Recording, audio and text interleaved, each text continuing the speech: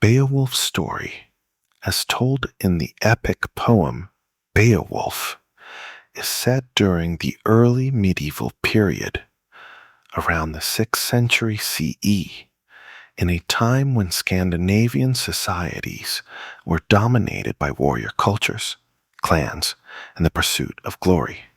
His tale spans his youth, his battles, his kingship, and his eventual death. The early life of Beowulf. Beowulf was born in the land of the Geats, modern-day southern Sweden, into a noble lineage.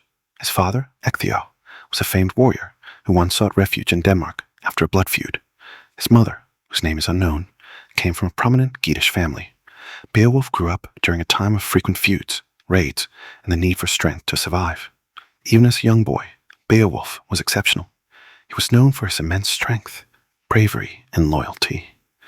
He trained tirelessly, honing his skills in combat and earning the admiration of his kinsmen. By the time he reached his prime, around the age of 20, his reputation as a formidable warrior had already begun to spread. Appearance and lifestyle.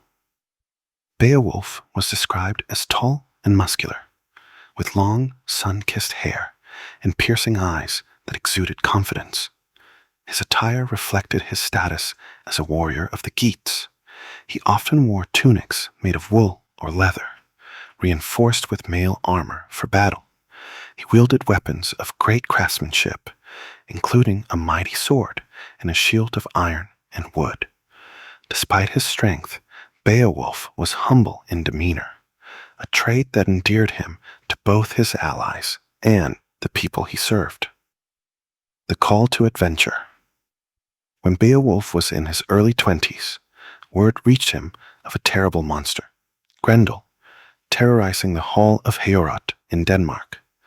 King Hrothgar, who had once helped Beowulf's father, was desperate for aid.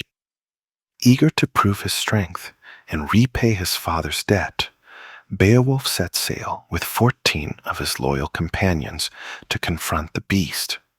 The battle with Grendel had plagued Heorot for years, attacking under the cover of darkness and killing Hrothgar's men.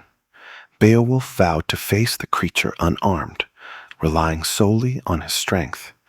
When night fell, Grendel attacked, but this time he met his match.